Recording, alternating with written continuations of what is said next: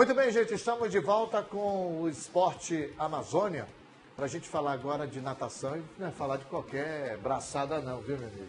E aí eu volto lá nos meus 17 anos, quando eu comecei, aonde era o DERAM, Departamento de Estrada e Rodagem, eu dava umas braçadas sozinho no sábado e imaginava, será que eu tenho um jeito para ser um nadador? E aí um rapaz chegou comigo e disse assim, rapaz, é o seguinte, olha, você pode até brincar na água, mas você não tem cara de peixe não. A gente vai conversar agora com uma família que talvez tenha nascido para isso, né, Pierre? Pierre Gadelha, prazer recebê-lo aqui, empresário, e o filho dele, o Vitor Gadelha, para falar dessa experiência que começou que há 6 meses atrás, né, no foco visando a 52ª edição dessa ultramaratona, o desafio, a travessia Capri-Nápoles, fica ali no sul da Itália. Tudo bem, Vitor? Tudo bem, Gadelha? Opa, obrigado aí pelo convite, vamos contar um pouquinho aí do que foi. Foram 6 meses de preparação, né, porque a gente envia o currículo no início de janeiro e mais ou menos no final de janeiro eles respondem se eu fui aceito na prova e fazem um convite para eu participar. Quais são os critérios, desculpa te interromper, quais são os critérios que eles contam como avaliação para aceitar o teu convite ou a tua manifestação de interesse? Os critérios eles têm a base de que você tem que fazer os 36 quilômetros em até 11 horas, que é o limite de prova, né? Então, eles analisam as ultramaratonas que você já tem no currículo e a partir disso fazem o convite. No caso, eu já tinha 3, a 14 bis, que são 24 quilômetros, a Ilha do Mel, que são 20 quilômetros, e o Leme ao Pontal, que são 35. Então, fui aceito na prova, me fizeram um convite para estar lá.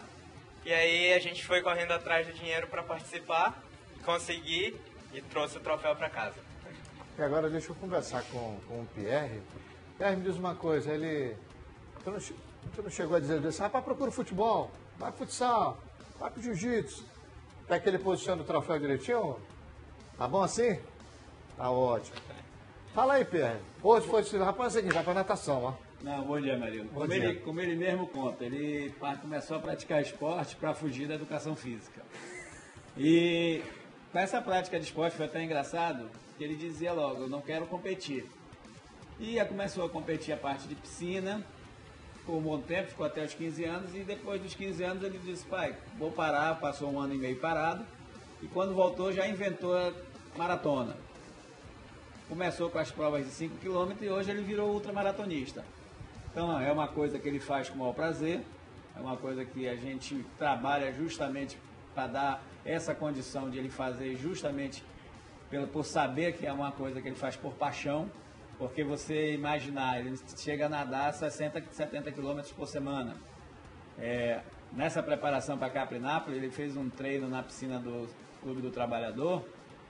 Ele caiu 6h15 da manhã e terminou meio-dia. Foram 6 horas nadando, só parando para se hidratar, naquelas paradas de 10 segundos.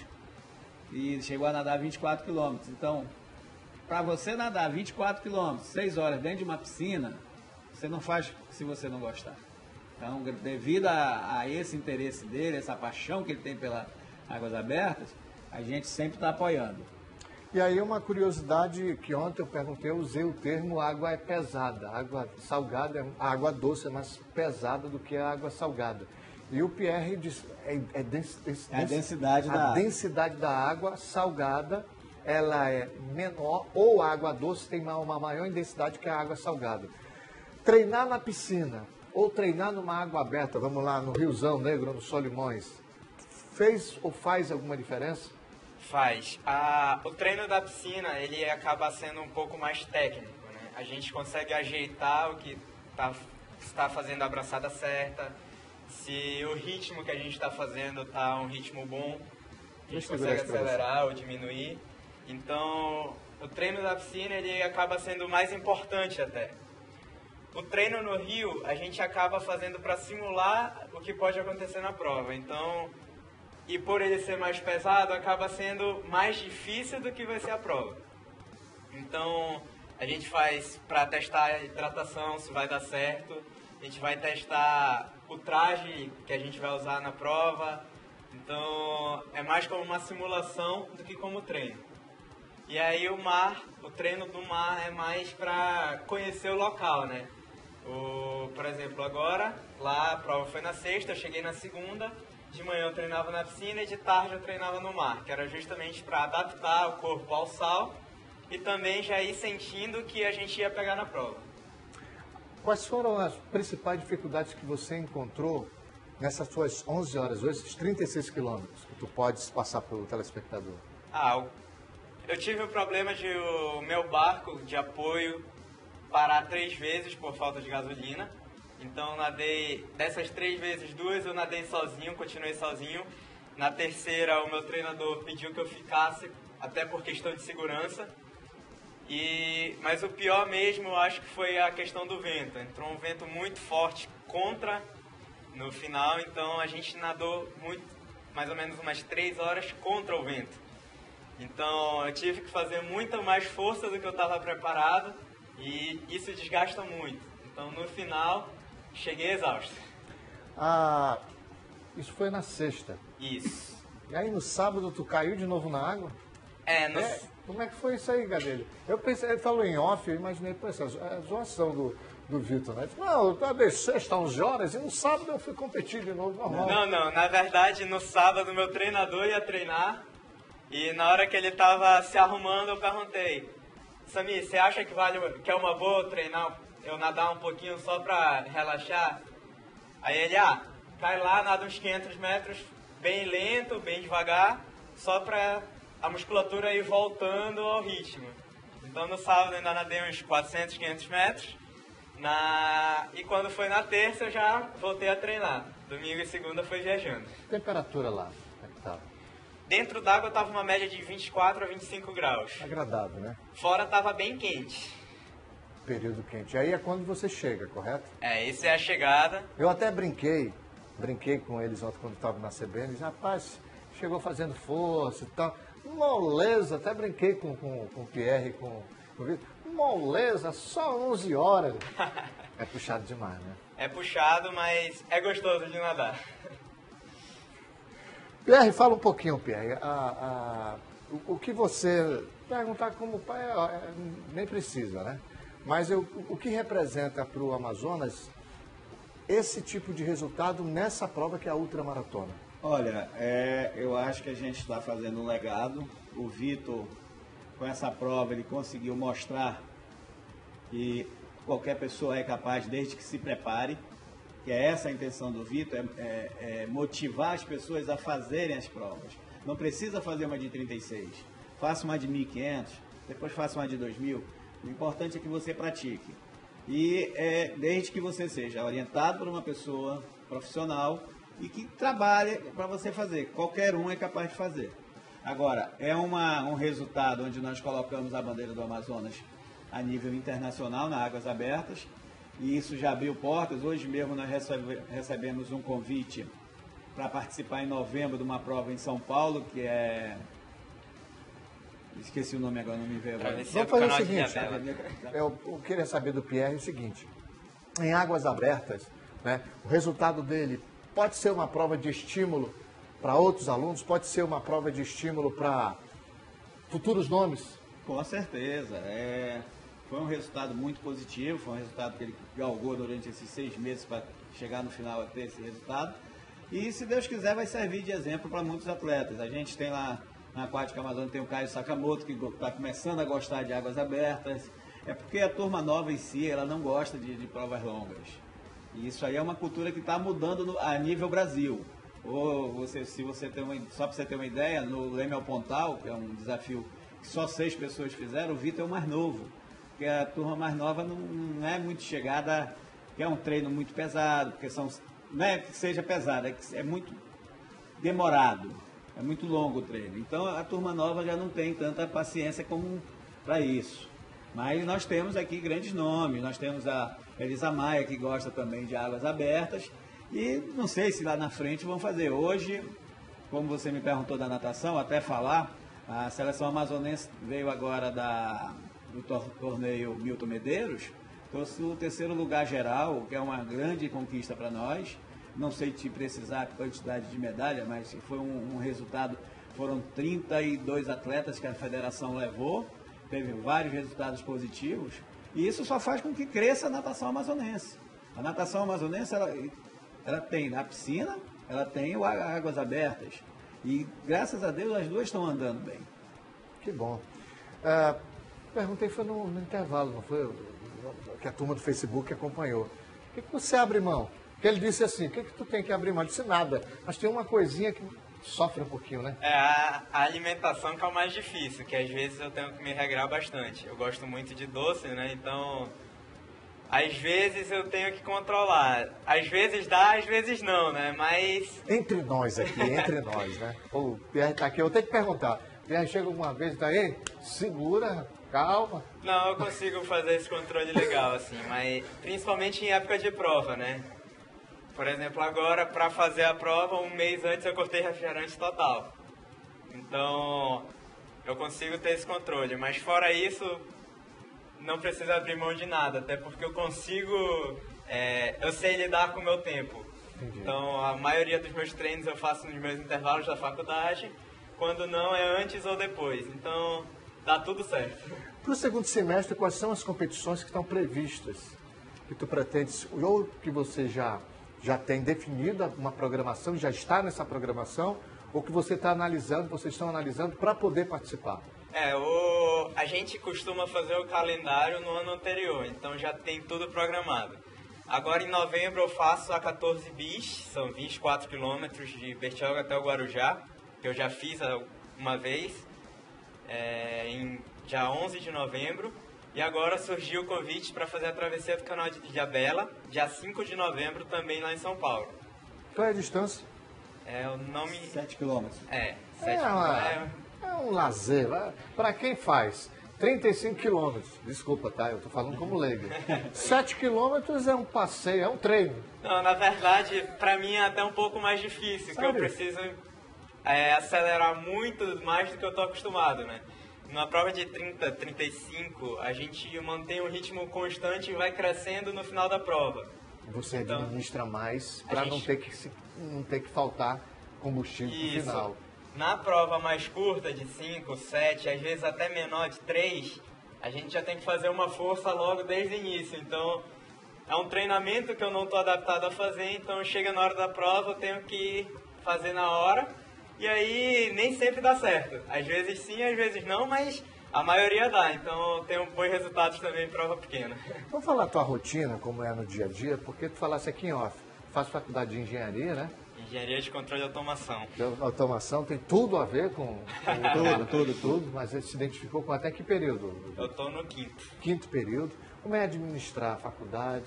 Trabalho em equipe, academia, rotina de treinos, viagens, competições? Na verdade é um pouco puxado, porque assim, eu passo muito tempo fora de casa, né? Eu acordo às 5 da manhã, saio para treinar, treino às 6. De lá já vou direto para a faculdade, às vezes vou para academia ou para fisioterapia e depois vou para a faculdade. E aí já passo o dia por lá. Quando sai da faculdade já volta para treinar de novo e aí que vai para casa. Então... é uma rotina muito puxada, mas ao mesmo tempo é muito gratificante. Até porque eu tenho conseguido bons resultados nos dois lados, né? E por isso que eu fiz aquela pergunta, o que você abre mão? Porque Pierre, na idade dele, hoje ele tem 20 anos, né? Mas se a gente voltar um pouquinho mais no tempo, uns 3, 4 anos, chegou a surgir conflito, questionamento por parte dele, tipo, agora eu foco. Costumo sempre perguntar quando vem um pai ou vem um responsável do atleta. O pai naturalmente sempre pergunta, ou quem é responsável pergunta, é isso que você quer? Essa pergunta ela é constante, porque o sacrifício é grande. Mas a gente tem uma prioridade de deixar ele fazer o que ele gosta. E o que ele gosta é justamente isso, ele gosta de nadar. Então ele se sente bem. Mas isso não impede de que no final de semana ele tenha contato com os amigos dele, ele tenha aquele encontro com os amigos dele, rodadas de pizza, tudo isso. Ele tem toda uma vida normal como qualquer pessoa. Ele tem as dificuldades na faculdade, muitas das vezes vira madrugada estudando, mas a única coisa que a gente pediu enquanto você estiver gostando, a gente está ajudando. A hora que você quiser, cansei, aí a gente muda. Mas pelo que vem aí, acho que hoje a tendência é só aumentar. Eu fiz questão de reforçar essa pergunta, por quê, Pierre? porque a gente sabe que ele alcançou um êxito, né? Que é uma prova dificílima. E tem vários garotos, a gente não precisa entrar em detalhe, tem vários garotos que muitas vezes tem uma série de interferências que interrompem uma carreira, ou que desviam um potencial atleta, ou no futebol, ou na natação, ou no jiu-jitsu, ou no xadrez, no tênis de mesa, enfim. E o papel da família, né? Qual o papel, qual a importância da família estar próximo, apoiar e estar próximo, Vitor? No caso, a família está sempre comigo, né? O papai e minha irmã compram a ideia, a gente passa o dia todo junto, né? O papai é o administrador do clube, então a gente passa o dia junto. Minha irmã é minha motorista, né? Então ela me leva para os treinos, para academia, para fisioterapia. E ainda tenho tias, avós que compram a ideia e embarcam nessa junto. Até minha tia que me acompanhou no barco junto com o meu treinador, né? Ela mora lá em São Paulo, foi lá para Itália para acompanhar a prova. Então, todo mundo acaba comprando a ideia. E a partir daí, minha função é só treinar e conseguir o resultado. O Vitor, o Pierre, né? Independente da experiência, que o Pierre fala como pai, mas acho importante o Vitor também expressar, passar uma impressão para essa câmera aqui.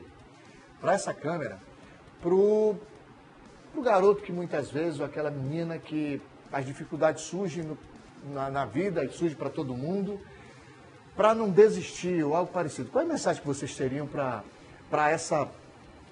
quem está assistindo a gente? Qual a importância do esporte, não no resultado de uma prova, ou numa medalha, ou no título, mas que pode ser o divisor de águas na vida?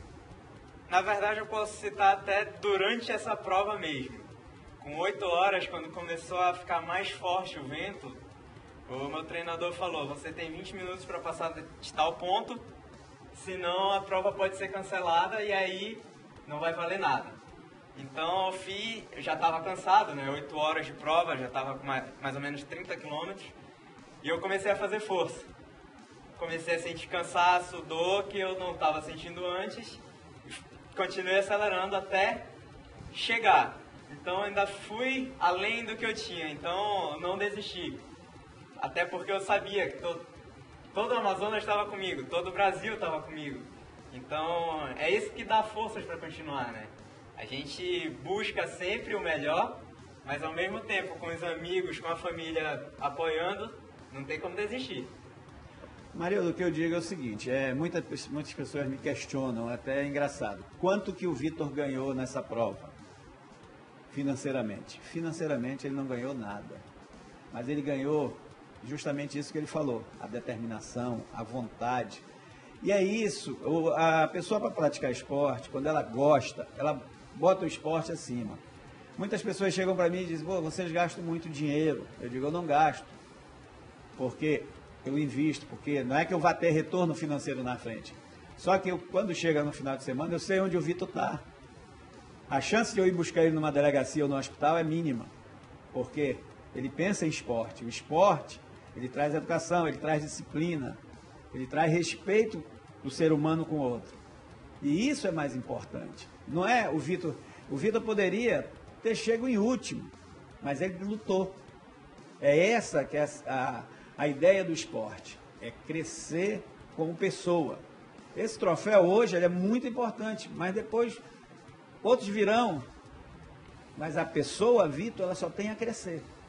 Hoje eu fico, como pai, eu sou muito orgulhoso, não de ele ser um campeão, de ele ser o Vitor Gadelha, que aonde chega todo mundo gosta, todo mundo respeita, todo mundo sabe que é uma pessoa boa.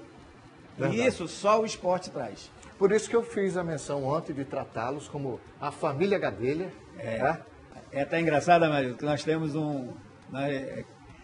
uma hashtag que a gente chama Team Gadelha, porque é o Team Gadelha, que somos nós, a família, e todos os amigos que torcem. Legal. Então é a hashtag Team Gadelha. Hashtag Team Gadelha. Valeu, pessoal. Obrigado pela visita, tá? Pelo prêmio e principalmente pelo exemplo para quem está assistindo. Valeu mesmo. Eu que agradeço aí o convite. Amazonsat sempre com a gente, Esporte Amazônia.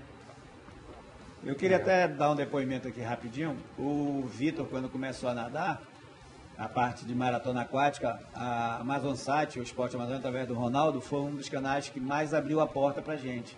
Então hoje a gente não poderia deixar de estar aqui, que é um agradecimento, é uma consolidação de um respeito que a Amazonsat teve com a gente desde o início. A gente só tem a agradecer e conte com a gente sempre. Legal. Obrigado mesmo. A produção diz, olha, já estouraram o tempo. Estourou mesmo, ponto. Vale estourar. Vale como exemplo, vale. Obrigado, pessoal. Obrigado mesmo. A gente vai para o intervalo comercial e o EA volta na sequência, porque o Enciclopédia já pinta na área. Daqui a pouco ele vai aparecer. Hoje ele arrebentou de manhã cedo. Você vai saber por quê. Após o intervalo.